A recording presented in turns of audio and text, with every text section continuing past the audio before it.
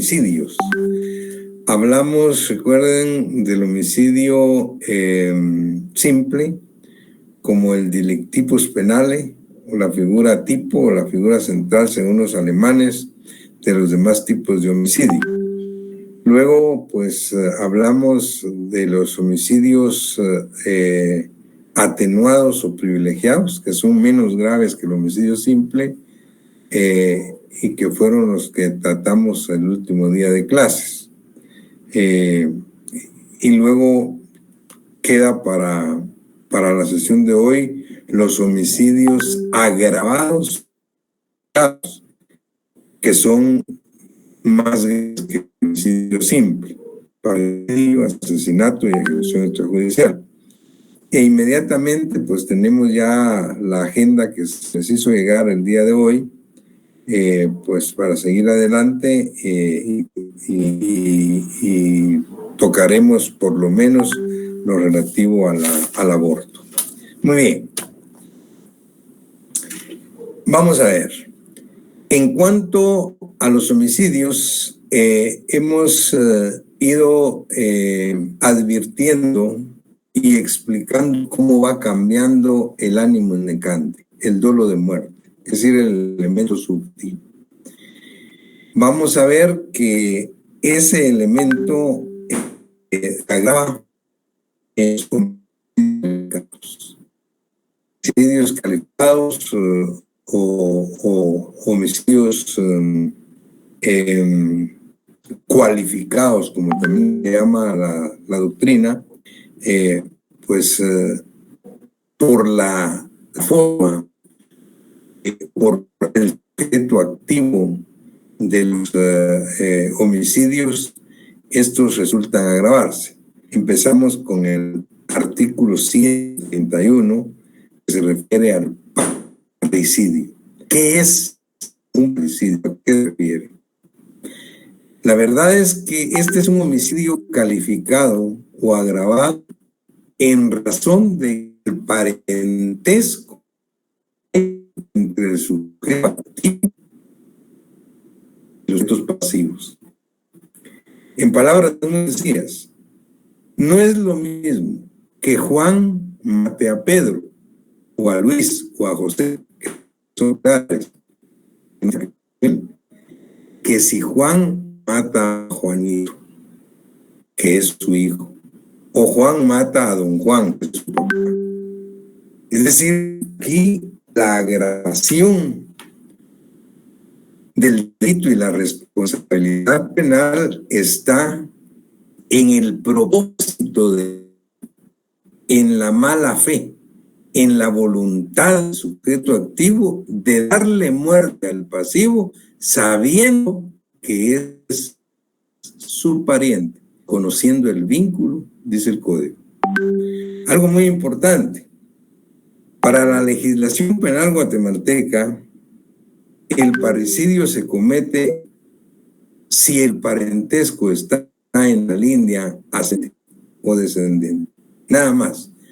No se comete si está en la colateral o en la línea horizontal.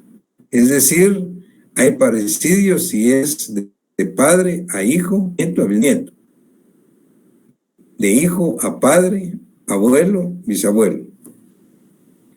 Y, importante, el Código Penal de Guatemala incluye dentro de ese grado de parentesco que protege el Estado a través del parricidio al cónyuge, pero no solamente al cónyuge, sino a cualquier persona que esté unida de hecho con el sujeto activo. No importa que sean o que no sean casados.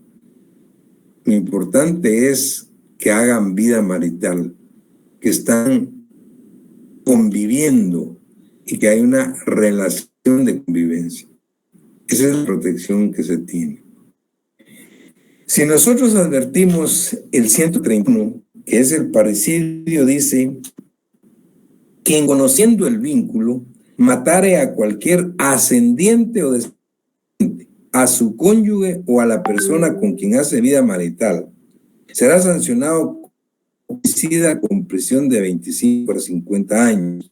Se le impondrá la pena de muerte en lugar del máximo de prisión si por la circunstancia del hecho la manera de agregar los móviles determinantes se revelar en una mayor y peligrosidad en el agente. Antes de aplicar la pena de muerte por este delito, no podrá considerarse que se rebaja de pena por ninguna causa. Como lo explicamos en el Derecho Penal 1, la pena de muerte en este momento no se puede aplicar en Guatemala. De tal manera que solo sería la pena de prisión, que es la más alta, 50 por este delito, y que esa pena, según el Código, no puede concederse de ninguna por ninguna circunstancia. Si ustedes analizan el 131, pareciera sencillo. Y dice, bueno, qué fácil el parecido. Y la verdad es que no es así. En la práctica forense, a las circunstancias, este es uno de los delitos que son, como muchos en el Código Penal, muy complejos a la hora de tratarlos en los juicios, en los procesos penales. Porque aquí dice, es fácil decir, bueno, que conociendo el vínculo, matare a su ascendiente o descendiente. Pero vean con estos. ¿Qué pasa si Juan es el padre de Pedro?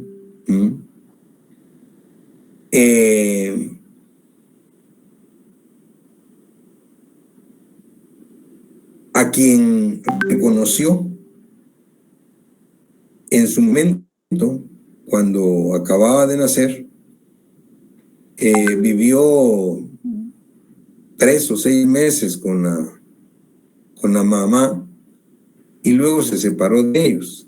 Y ya nunca los volvió a ver.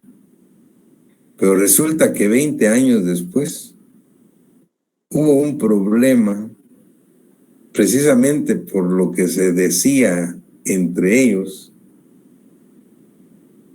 y Juan mata a Pedro. Lo más práctico que obviamente hace el Ministerio Público es demostrar el vínculo de parentesco con la certificación de nacimiento.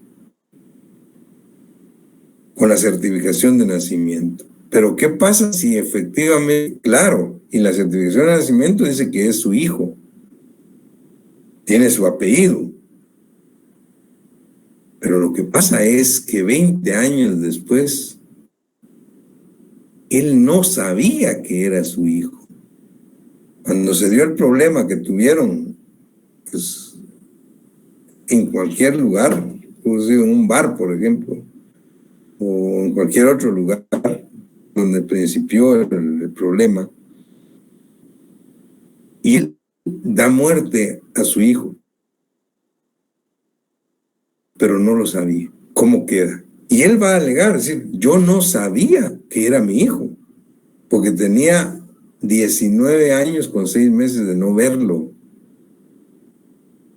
Y la ley dice, quien conociendo el vínculo. Y el Ministerio Público, los fiscales, ese conocimiento con la certificación de nacimiento. Es decir, mire, aquí está, él es su padre. Y si le hacemos un ADN, pues obviamente, sí, pero yo no sabía que era mi hijo. Empiezan los problemas. Ahora pónganlo al revés.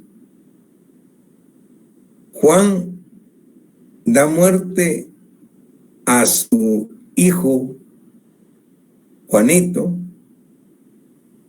pero Juanito es un hijo adoptivo que él adoptó cuando tenía 6 meses, 1 año. Ahora que él tiene 20 años, precisamente por esa adopción, y el otro sabiendo que no era su padre biológico, empezaron los problemas. Y él le da muerte. La pregunta es, ¿hay ahí parricidio? Es decir, es su hijo porque está legalmente reconocido. Pero él sabe que no es su hijo. Y aquí lo que protege, según la doctrina, el Estado es el vínculo de sangre que hay. Que es una corriente, dice, es el vínculo de sangre, el vínculo consanguíneo. Pero aquí es al revés. Él sabe que no es su verdadero hijo. Y precisamente por eso los problemas. Y no siente nada por él. Pero hay otra corriente muy fuerte que dice que el vínculo de conocimiento no es estrictamente el vínculo de sangre, sino la relación que ellos tuvieron aún y cuando no fuera su hijo biológicamente hablando. Bueno, pero ¿qué pasa si no había relación? Porque fue su hijo biológico, fue su hijo adoptivo y vivieron juntos los primeros 3, 4, 5 años. Pero los últimos 15 años no vivían juntos. ¿Es parricidio o no es parricidio? Y aquí empiezan las grandes discusiones en la doctrina, en la jurisprudencia. ¿Qué pasa en los casos de aberractio ictus? El error impersonale. En los homicidios culposos. Y esto estoy hablando de puro derecho penal 1, recuerden. Esto lo vimos en derecho penal 1. Ustedes ya probaron derecho penal 1. Manejan muy bien esto. ¿Recuerdan qué dijeron los alemanes que era el aberractio ictus? El error en el acto, el error en el golpe. Yo recuerdo de un caso que tuvimos y que estuvimos en su momento discutiendo en el aula, en la facultad, porque sucedió un caso acá en nuestro país, donde, escuchen bien, un caso bastante paradigmático que incluso lo hemos puesto muchas veces en los exámenes. Se trataba de que una noche de un viernes, ya era la madrugada del sábado, porque eran más de las 12:30 de la noche, la esposa despierta al marido que estaba durmiendo con ella y lo despierta, le dice: mira, por favor no hagas ruido y cállate, escucha, se están entrando los ladrones a la casa, aquí a la casa. El marido, así todo adormitado, pues empieza a agarrar conciencia y escuchan que están caminando sobre la lámina de la casa, sobre el techo de lámina de la casa. El señor dice, pues, que no enciendan la luz, que no hagan bulla, y va a traer su rifle. Corre la cortina de la ventana de su dormitorio y ve que efectivamente hay un hombre caminando encima de la lámina. Sigue caminando y llega hasta un lugar donde se tira para el patio de su casa. En el momento en que cae al patio, él empieza a dispararle. Y efectivamente lo mata. Pero bueno, cuando llega la policía, llaman a la policía, encienden la luz y se dan cuenta que era su hijo. Su hijo que venía de trasnochar. El muchacho que acababa de cumplir 18 años, pero que ellos nunca le permitieron salir de noche. Y él salía los días viernes con sus amigos, se iba de parranda. Y después de la medianoche venían los amigos y lo ayudaban a subirse a la pared, y ahí se subía al techo y se brincaba a su casa, iba a su cuarto. Y eso ya lo había hecho varias veces, pero ellos no se dan cuenta. Y esa vez sucedió lo que les cuento. La pregunta es: ¿qué hay ahí? Pues, ¿cómo se resolvió el caso? Le dio muerte a su hijo. Pero, ¿será eso un parricidio?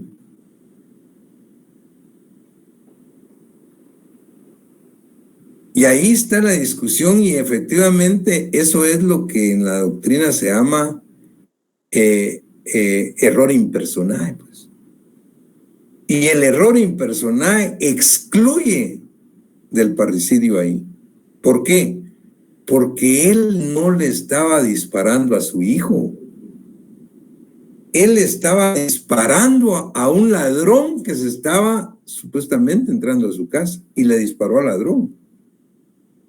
Y le estaba disparando al ladrón en legítima defensa. Y en legítima defensa privilegiada. Vean lo que dice la legítima defensa privilegiada. También ya lo vimos en Derecho Penal 1. Artículo 24. Eximente total de responsabilidad penal. Él estaba disparando a un ladrón que entró a su casa. Entonces no puede hablarse ahí de parricidio. Fíjense qué interesante. Ahora, ese es el error, el error impersonal. ¿Y qué pasa en el aberractio ictus? Juan quiere matar a Pedro. Lo va a esperar y cuando Pedro va pasando, apunta a Pedro y le dispara, pero no le pega a Pedro, sino le pega a Juanito, que es su hijo y que venía atrás de Pedro.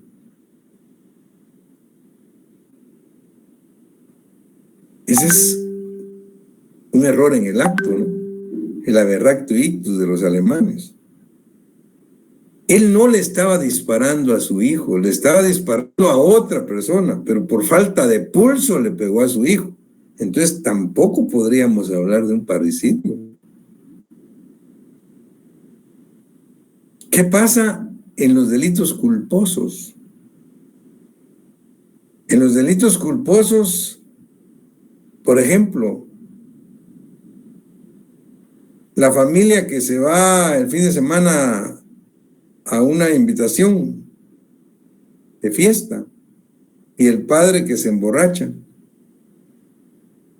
irresponsablemente y habla borracho, los hijos no quieren que manejen ni la esposa porque está muy borracho, le dicen, no, yo no estoy borracho, yo puedo manejar y voy a manejar. Y ante su necedad lo dejan, él se trae el carro y choca el carro y mueren sus hijos. Ese es un caso culposo. Ahí tampoco podemos hablar de parricidio. ¿Por qué? Porque no hay ánimos parricida, porque no hay dolo de muerte a sus hijos. Él los fue a matar por imprudente, pero no tenía la intención de darles muerte. Fue un accidente. Por supuesto que hay un homicidio, hay un homicidio culposo, que tiene una responsabilidad penal y una pena. Aunque en la doctrina algunos tratadistas cuando ven este tipo de casos dicen, aquí basta y sobra con la pena natural. No es en este caso no es ni necesario que lo procesen ni lo condenen. Él ya está condenado por vida. Pensar que le dio muerte a sus hijos por imprudente, por borracho. Miren qué casos. Entonces vean todas estas situaciones que se dan ya en la práctica cuando se habla del parricidio. Pero los casos más complicados, como les digo, son cuando el sujeto, aun y cuando tenga reconocido a la persona como padre, no sabe que es su hijo, porque lo dejó muy pequeño, o cuando es su hijo adoptivo. Y la discusión es seria en la doctrina. Y les comentaba a los compañeros que esto es lo que hace complicado el derecho y el derecho penal, y más los juicios en esta especialidad, cuando se está en juego la libertad y la vida de la gente. Pues. Y lo hace complicado. Sin embargo, les decía yo que muchas veces, yo he escuchado antes decir, y todavía ahora probablemente, que estudian derecho porque ahí es fácil, no se llevan números, es fácil. Qué equivocados están, me decía un profesor. Precisamente en las carreras donde se llevan números, Son carreras, materias exactas, y esas resultan ser más fáciles. Si estuviéramos en un examen de matemáticas, 2 más 2 son 4. Si 2 más 2 da 5, da 3, le ponen malo. Está muy claro, porque 2 más 2 son 4. En cambio acá, ¿cómo vamos a calificar? Ustedes mismos vamos a ver en el primer de estos. Y hemos muchas veces calificado bien a alguien que diga en un caso como este, sí hay parricidio. Y lo fundamenta legal y doctrinariamente. Otro dijo, no hay parricidio, hay un homicidio simple. Y lo fundamenta legal y doctrinariamente. Y nosotros hemos calificado bien a los dos. Porque en la práctica, es más, así se da en los juicios. Por eso es que hay juicios en los juzgados, donde el abogado fiscal lleva la investigación y la acusación, y el abogado defensor defiende, pero el juez tiene que dictar una sentencia. ¿A favor de quién? O sea, esto es lo complicado, pues. Aquí los métodos de estudio para resolución de casos son métodos lógico, abstracto. Y esto es lo que hace difícil realmente pues el ejercicio pues, de nuestra profesión.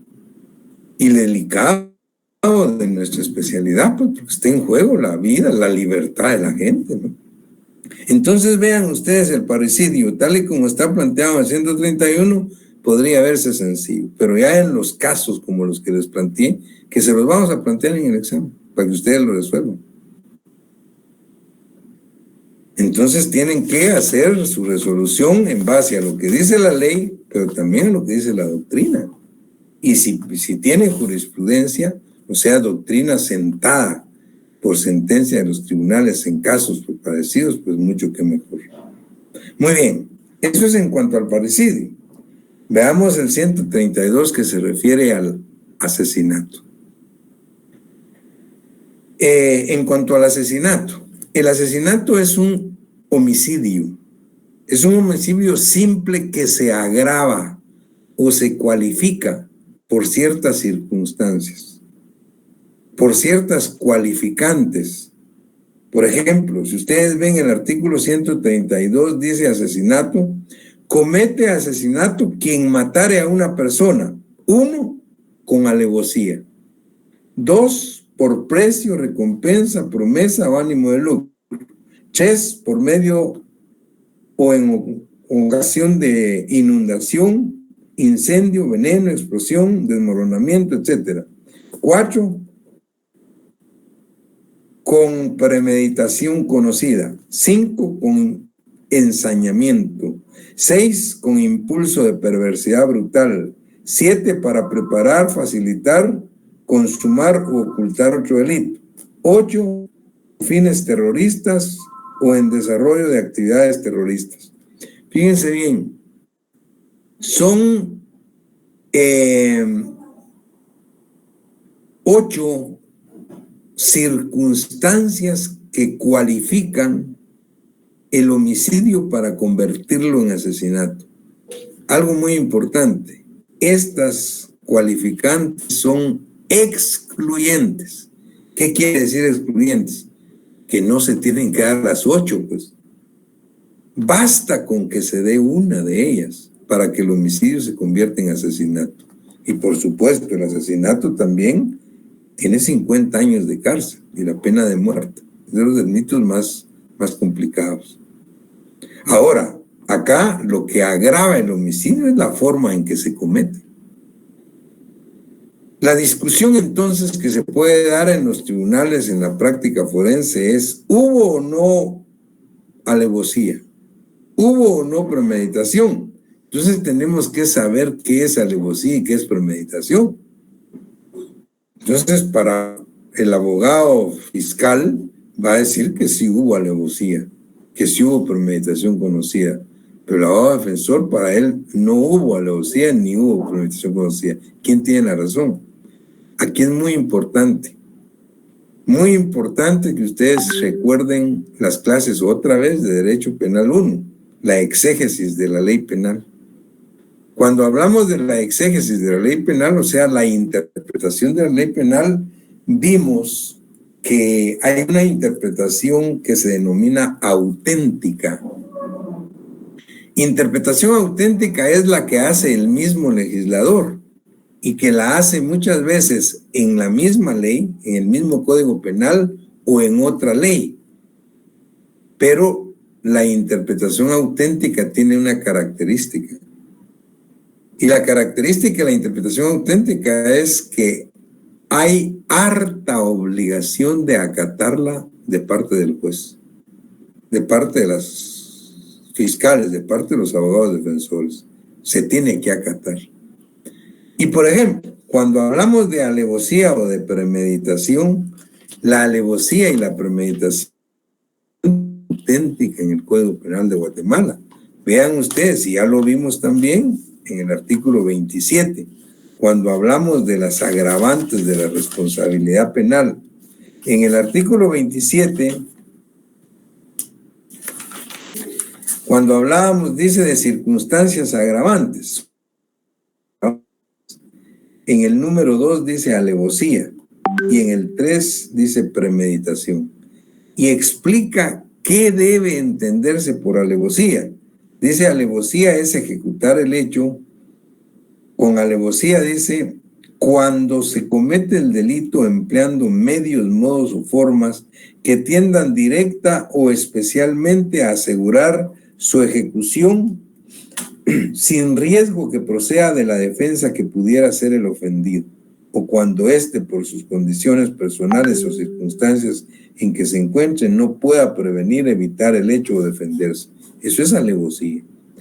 Pero el numeral 3 habla de la premeditación, y no es cualquier premeditación, habla de lo que se entiende por premeditación conocida, y dice, obrar con premeditación conocida. Hay premeditación conocida cuando se demuestre que los actos externos realizados revelen que la idea del delito surgió en la mente de su autor con anterioridad suficiente a su ejecución para organizarlo, deliberarlo o planearlo, y que, en el tiempo que medió entre el propósito y su realización, preparó esta y la ejecutó fría y reflexivamente. Eso es premeditación conocida. O sea, ahí no tenemos problemas, porque cuando vamos a analizar si un homicidio es asesinato, con alevosía o premeditación conocida, hay una interpretación auténtica.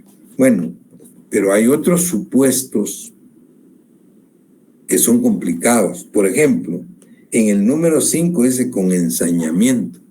Y en el 6 dice con impulso de perversidad brutal. ¿Qué es eso? ¿Qué debemos entender por ensañamiento? ¿Qué debemos entender por impulso de perversidad brutal? Eso no lo explica el código. Hay que ir a los libros, hay que ir a la jurisprudencia, y eso hay que discutirlo en los tribunales. Hay algunas, para llevar un orden rápido. En el 1, alevosía, ya lo vimos.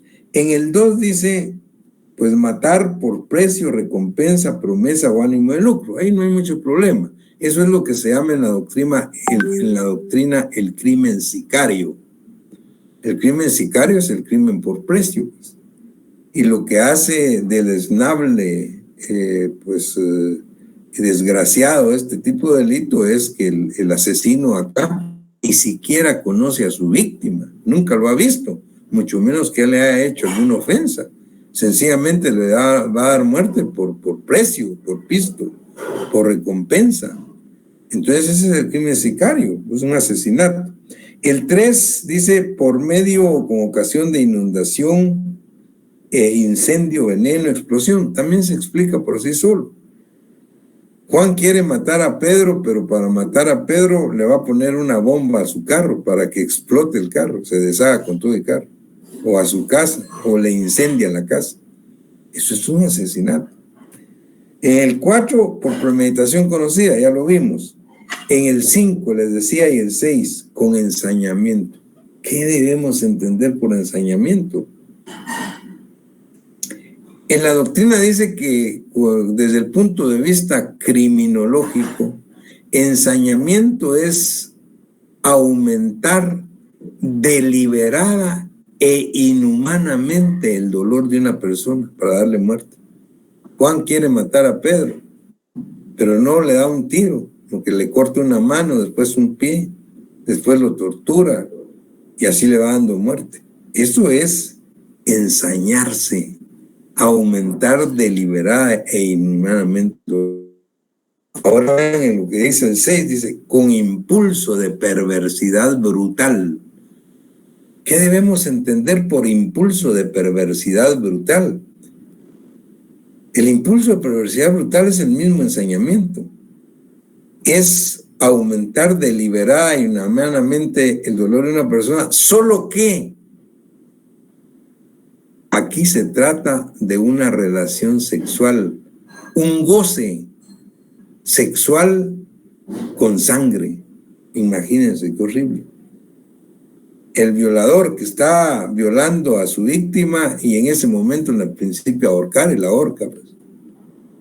Eso es impulso de perversidad brutal. Si ustedes se dan cuenta, obviamente que el sujeto activo en todos estos tipos o casos que estamos hablando, se trata de personas que emocionalmente no son normales. Por supuesto, con problemas muy serios para actuar de esa manera. En el 7 dice para preparar, facilitar, consumar o ocultar otro delito o para preparar la fuga. Bueno, eso se explica por sí solo. En el 8 con fines terroristas o desarrollo de actividades terroristas. Si se dan cuenta, pues estas son las causas que convierten un homicidio simple en un asesinato. Eso es lo que agrava. E insisto y que les quede claro, pues no quiere decir que se tienen que dar las 8 causas. No, basta con que se dé una de las que hay ahí. Esas son muy amplias y también polémicas y discutibles. Bien, estos eran los 2 tipos penales agravados que tenía el Código Penal desde su nacimiento, desde el año 73. Pero en el año 95, a través del decreto 4895, si no estoy mal, hubo una reforma al Código Penal nuestro y se incluyó un 132 bis. Y el 132 bis incluyó lo que se denomina ejecución extrajudicial.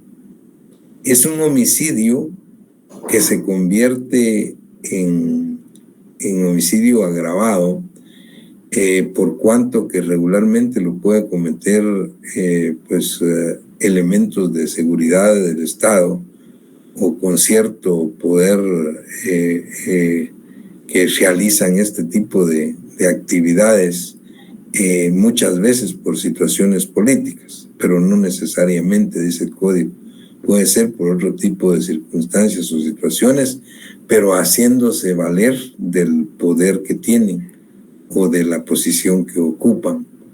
Y también pues lo pueden cometer los integrantes de organizaciones criminales totalmente ilegales, como terroristas, organizaciones insurgentes o subversivos.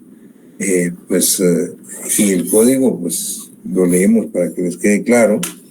Dice ejecución extrajudicial 132 bis. Comete el delito de ejecución extrajudicial quien por orden, con autorización, apoyo o aquiescencia de autoridades del Estado privare en cualquier forma de la vida a una o más personas por motivos políticos. En igual forma comete dicho delito el funcionario o empleado público perteneciente o no a los cuerpos de seguridad del Estado que ordene, autorice, apoye o dé su aquiescencia para la comisión de tales acciones. Constituye delito de ejecución extrajudicial la privación de la vida de una o más personas aun cuando no medie el móvil político, cuando se cometa por elementos de cuerpo de seguridad del Estado, estando en ejercicio de su cargo, cuando actúen arbitrariamente o actúen con abuso o exceso de fuerza. Igualmente cometen el delito de ejecución extrajudicial los miembros o los integrantes de grupos o bandas organizadas con fines terroristas, insurgentes o subversivos, o con cualquier otro fin delictivo, cuando como resultado de su accionar resulte la muerte de una o varias personas. Y luego pues habla de que el reo de ejecución extrajudicial tiene una pena de 25 a 30 años. Todavía es un poco más bajo que lo que tiene el asesinato y el parricidio. Estos, digamos, son los tres homicidios agravados o calificados que contempla actualmente el Código Penal de Guatemala. Y luego inmediatamente pues pasamos al otro punto de la nueva agenda que teníamos para hoy, que se refiere pues al delito de aborto. El aborto pues lógicamente está dentro de los delitos que atentan contra la vida como bien jurídico tutelado. Sin embargo, específicamente aquí es el atentado contra una expectativa de vida. Y si bien es cierto, en los homicidios hablamos de animus necandi, en el aborto se habla de animus feticida. Es decir, el propósito deliberado y la voluntad del sujeto activo es de privar de la vida o darle muerte al producto de la concepción.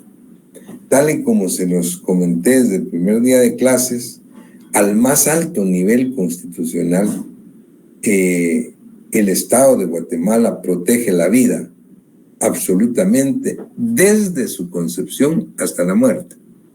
Y cuando decimos desde su concepción, explicaba que es desde el momento preciso en que se fusiona el óvulo femenino con el esperma masculino. Ahí ya hay una célula que crea una expectativa de vida, que luego se convierte en huevo, después en cigote, embrión, feto, etcétera. Es decir, todo el proceso del que nosotros conocemos que biológicamente se da. Pero lo importante es que desde el punto de vista penal hay una protección. Sin embargo, en la doctrina, pues hay diversas teorías que abordan la problemática del aborto, que es un tema bastante complicado, que es un tema bastante discutible y que nosotros en la cátedra no hacemos más que dejarlo planteado de acuerdo a las corrientes doctrinarias que tienen los libros y de acuerdo a lo que estipula estrictamente la ley penal de Guatemala, sin tomar partido. Lo que pasa es que cada quien en este tipo de temas y delitos, pues tiene que tener cada uno de ustedes su propio criterio, de acuerdo a sus conocimientos en primer lugar, de acuerdo a su formación, de acuerdo a sus principios, de acuerdo a sus propios credos. Y por eso es que no se puede, pues, bajo ningún punto de vista hacer o tomar un partido directamente por una u otra postura. Regularmente hay dos posturas. La postura que tienen las teorías abolicionistas del aborto y la postura que tienen las teorías anti-abolicionistas. La verdad es que son demasiado amplias pues, y muy profundas. No nos alcanzaría a nosotros ni una ni 10 clases pues, para poder hablar sobre estos temas.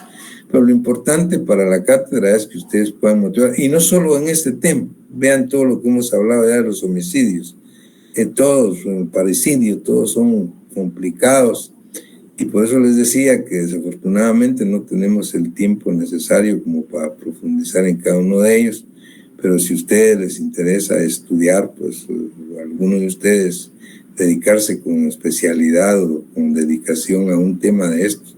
Por supuesto que nosotros estamos para orientarlos sobre la mejor bibliografía, comentarles pues algunas cuestiones de la jurisprudencia, y obviamente que eso pues, no lo podemos hacer de acá. Pero les decía, yo siempre estoy para servirles. Ustedes pueden pedir ahí pues una reunión conmigo a través de Guillermo o Alberto, y ya pues para temas específicos, ¿no? Y con muchísimo gusto, pues ahí, mientras nos vemos ya personalmente en la universidad, lo podemos hacer para que ustedes puedan ir ahondando. Pero como les decía, pues los temas son muy polémicos. Por ejemplo, vean este tema discutible del aborto. Hay teorías que son abolicionistas y teorías que son antiabolicionistas. Las teorías abolicionistas pues procuran porque se pueda permitir pues la práctica de los legrados o el aborto, y no necesariamente en todo el proceso de embarazo, pero la mayoría de legislaciones que tienen esto lo permiten en las primeras semanas, 4, 6, 7, 8 semanas de embarazo. Algunas legislaciones en Estados Unidos, en algunos estados de Estados Unidos, en Europa bastantes, en América Latina, pues creo que tal vez sería Uruguay el que podríamos ver al respecto. Y las teorías antiabolicionistas son las que parten de una concepción pues más cristiana como la nuestra, donde se parte de la creación divina pues para la vida, y en el caso nuestro pues se protege totalmente la vida desde la concepción. Ahora, las grandes discusiones que hay en la doctrina y que se dan en los congresos internacionales, pues donde se discute esto, es lo contradictorio que resulta. Por ejemplo, vean ustedes, se dice que cómo es posible que en los países donde, en las legislaciones donde está prohibido totalmente el aborto, como en la nuestra. En la nuestra hay dos tipos de aborto, ya los vamos a ver ahorita. El terapéutico es impune. El aborto terapéutico y el aborto culposo, la tentativa y aborto culposo propio de la mujer, eso no se castiga, pero después todo se castiga. Pero resulta, dicen ellos, ser las críticas que le hacen al sistema a estos sistemas, que desgraciadamente, en los países que tienen legislaciones como la nuestra, es donde más abortos se llevan a cabo diariamente. Es más, se hablan de cientos de abortos todos los días. Y si ustedes ven en los tribunales, no hay procesos penales por abortos. Estos abortos son clandestinos y se vuelven como un negocio, pues, como un negocio para cierto tipo de gentes que lo practican. Y un buen negocio, ¿no? Lo peor de todo esto es, dicen que muchas personas que se dedican a este tipo de prácticas abortivas sin tener conocimientos científicos sobre ello, lo hacen rudimentariamente de tal naturaleza que las pobres mujeres llegan a los hospitales, generalmente a los públicos más grandes como el General y el Roosevelt, con grandes problemas de infección, y muchas han muerto de eso. Entonces eso es lo desdeñable y lo que se critica, y dicen cómo es posible. Y en países donde está permitido, donde como Uruguay, por ejemplo, o en algunos estados en Norteamérica, en Estados Unidos o en Europa, no hay ningún aborto al día, ninguno. Y hay uno o dos que se practica, obviamente, desde el punto de vista médico, con todas las garantías. Bueno, eso es lo que se discute, pues, lo discutible. Pero tal vez más que esto, lo que también pues, se dice, pues es que esto de las prácticas abortivas y todo este tipo de prácticas delictivas son consecuencia, no son causa. ¿Consecuencia de qué? De una total falta de educación sexual en nuestros medios de cultura. No hay educación sexual, pues. No hay educación sexual desde que somos niños, en las escuelas, en los colegios, no se habla de esto. Y es más, cuando un maestro trata de educar sexualmente, pues obviamente van a quejarse y lo denuncian, pues. Sale peor. Y es más, ni en la universidad, ni en la casa donde debería ser. En la casa se habla de todo, de fútbol, de política, de todo, pero de sexo no. Y esto es lo discutible. Eso es lo que dicen, bueno, ¿cómo es posible? Y probablemente donde todos lo practican, nadie dice nada. Entonces toda la gente anda experimentando lo que puede. Y aquí está la situación que se da, ya para entrar en materia, en los problemas de tipificación en Guatemala entre el infanticidio y el aborto procurado. Claro, ¿por qué cuál es el infanticidio? Ya lo explicamos. La madre que da muerte a su hijo. Y eso no es normal. Por supuesto, no es normal que una madre mate a su hijo. Eso es anormal. No es lo lógico. Ahora, da muerte a su hijo porque está sufriendo una alteración psíquica no buscada por ella de propósito, sino producto del embarazo o el alumbramiento. Así dice el Código Penal de Guatemala en el femicidio que ya vimos. Y producto de eso, durante el nacimiento da muerte a su hijo. Ahora, es lo mismo que se da en el aborto procurado. Dice, si el aborto lo hiciere la mujer impulsada por motivos que ligados íntimamente a su estado, le produzcan indudable alteración psíquica. Entonces, ahí está. Pero ¿cuál es el problema que hay de fondo? Son los embarazos no deseados por una total y absoluta falta de educación sexual. Y entonces tenemos desde el punto de vista técnico, forense, un traslape entre lo que es el infanticidio y lo que es el aborto procurado, cometido por la propia mujer. ¿Cuándo es aborto y cuándo es infanticidio? Bueno, vamos en orden. El Código Penal de Guatemala define lo que es el aborto y dice que el aborto es la muerte del producto de la concepción en cualquier momento de la preñez. ¿Cuándo principia la preñez? Con la fusión del óvulo y el esperma. ¿Y cuándo termina la preñez? Con el nacimiento. Pero ¿cuándo se entiende el nacimiento de un niño? Porque eso nos va a diferenciar entre el infanticidio y el aborto procurado. Es decir, el infanticidio se da cuando el niño ha nacido, pero el problema es que el infanticidio dice durante su nacimiento. ¿Y qué pasa? En la mayoría de los casos de esta naturaleza se da cuando el niño no ha salido, perdón por el término, pues no ha sido totalmente expulsado del cuerpo materno, lo que ha sacado solo la cabecita, por ejemplo. Y en ese momento la madre le da muerte, asfixiándolo, qué sé yo. Ahí es donde está el traslape legal. Bueno, si le da muerte en ese momento, es un infanticidio.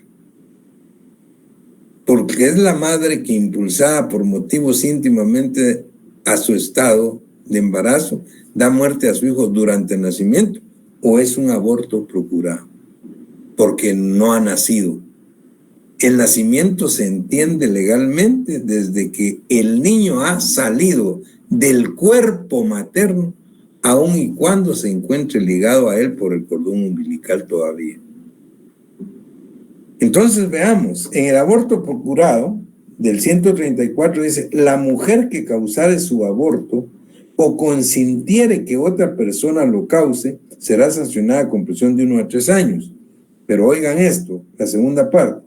Si lo hiciere impulsada por motivos que ligados íntimamente a su estado le produzcan indudable alteración psíquica, la sanción será de 6 meses a 2 años, o sea, es atenuado, mientras que el parricidio, el infanticidio que vimos, tiene de 2 a 8 años. En todo caso, es una pena mucho menor la del aborto procurado, cuando la madre está actuando impulsada por motivos íntimamente ligados a su estado, con una alteración psíquica.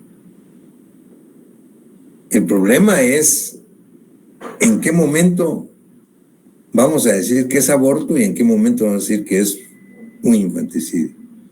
Entonces les decía, lo más práctico es, si el niño no ha nacido, no ha salido completamente, vamos a hablar de un aborto procurado.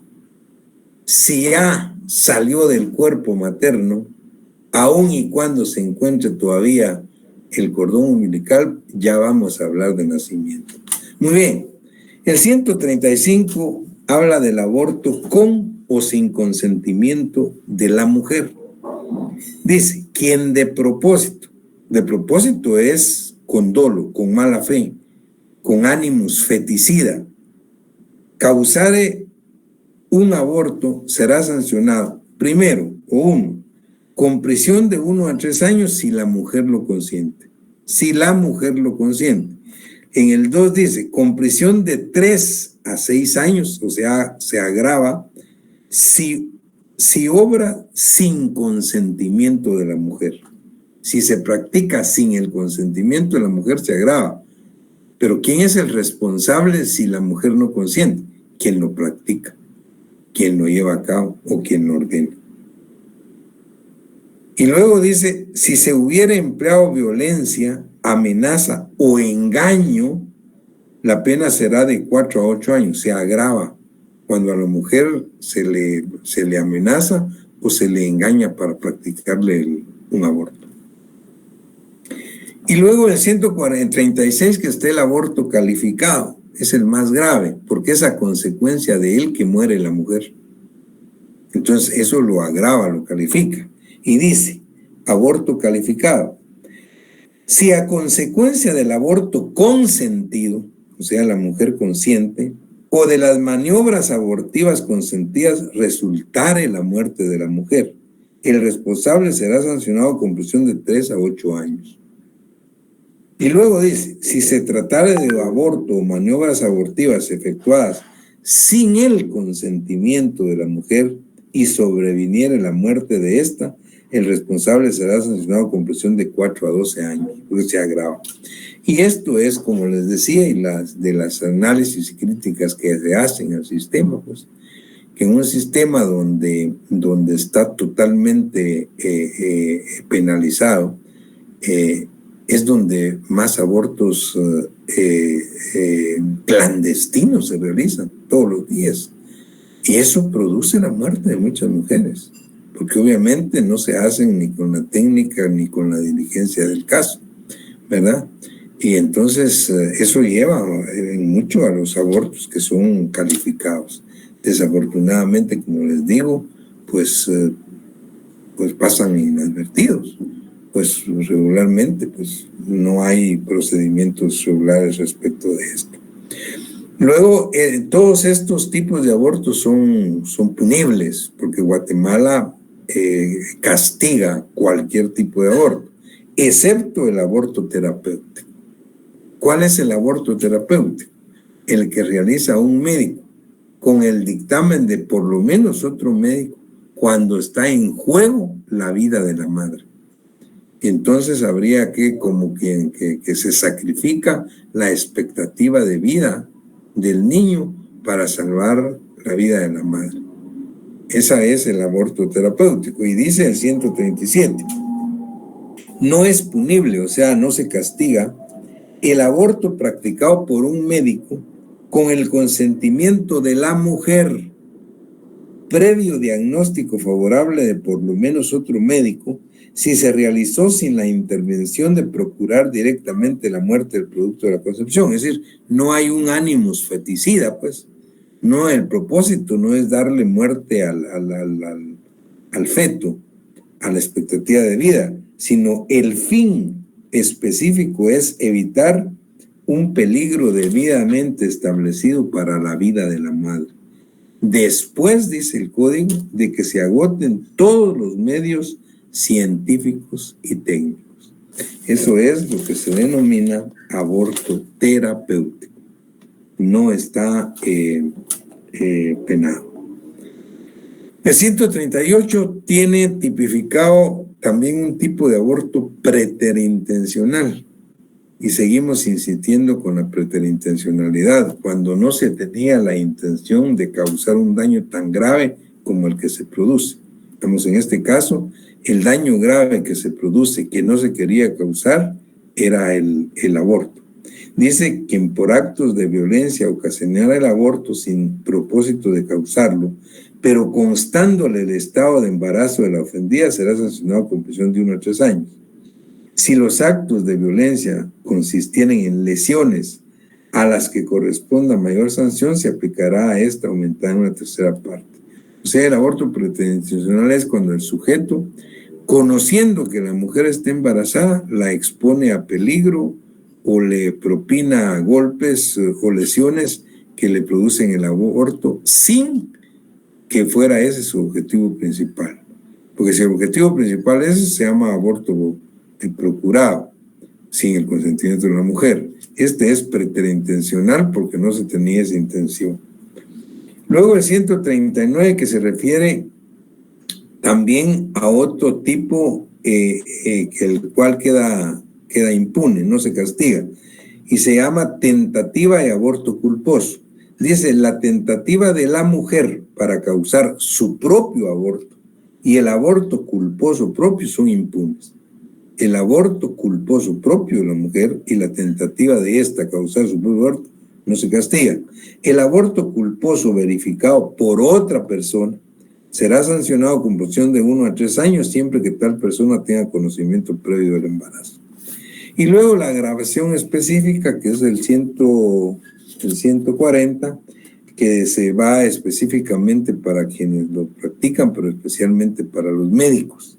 Dice, el médico, sujeto activo, que abusando de su profesión causara el aborto o cooperare con él, será sancionado con penas señaladas en el artículo 135, ese es el aborto procurado, con multa de 500 a 3,000 quetzales, con inhabilitación para el ejercicio de la profesión de 2 a 5 años.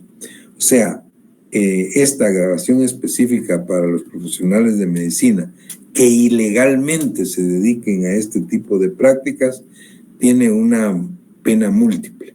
No solo tiene pena de prisión, tiene pena de multa y tiene una pena accesoria de inhabilitación especial de la profesión de 2 a 5 años.